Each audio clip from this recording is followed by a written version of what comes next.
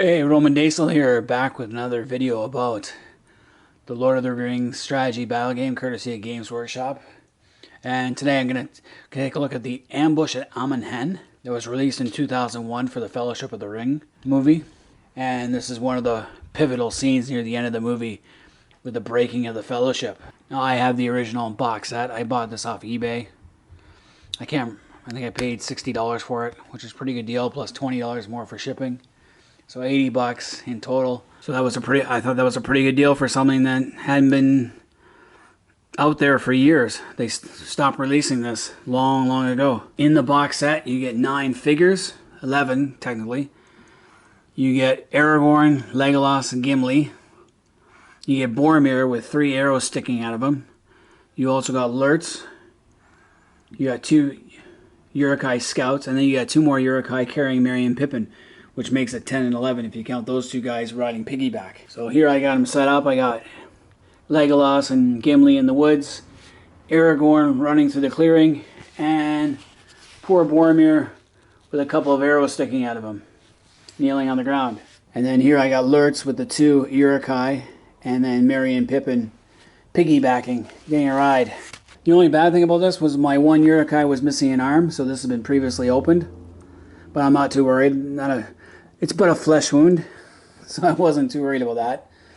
These figures are all metal, so they're heavy and a little harder to paint than plastic. That's a pretty cool box set for the breaking of the Fellowship. I wish they had included.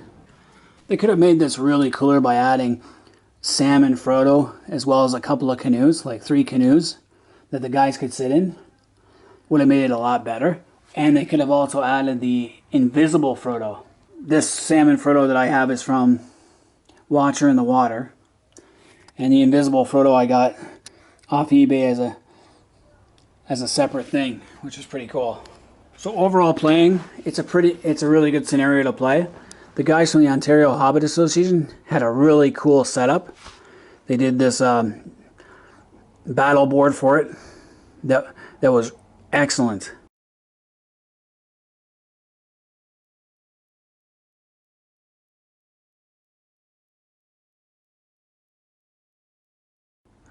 Personally, myself, from the movie standpoint, I didn't like the Lurtz character. Like, he looked badass and everything, but they really didn't need him. And they made the scene cooler than it was in the book. Like the huge fighting scenes with Aragorn and Lurtz and Boromir's fight scene and Legolas and Gimli. But you gotta remember, in the book, Aragorn never actually kills any orcs. He just crashes through the underbrush, shouting Elendil, Elendil, and then that's it. He finds Boromir in a tree, plucking out arrows.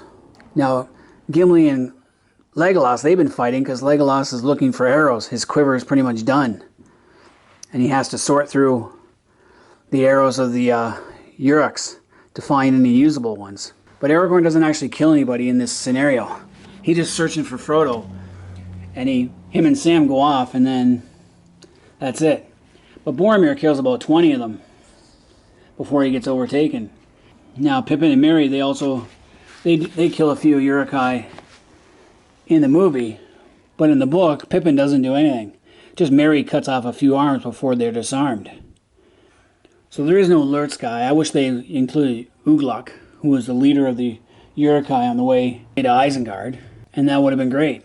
But it is a pretty cool scenario. Like I said, Boromir's got the 3 arrows sticking out of him, which is really cool. Legolas and Gimli, they're all set. It would have been cooler to have Frodo and Sam, an invisible Frodo, and a couple of canoes to go with it. And then Ugluk instead of Lurtz. But overall, this is very playable, and it's a good short scenario. It's even better when you add the box set of the Uruk-hai scouts, give a few more of them. So anyway, that's all I have about the Ambush of Amon Hen. And anyone let me know what you guys think of that scenario and that scene in the movie, because I love Lord of the Rings. And until next time, it's Roman Daisel. I'm out of here.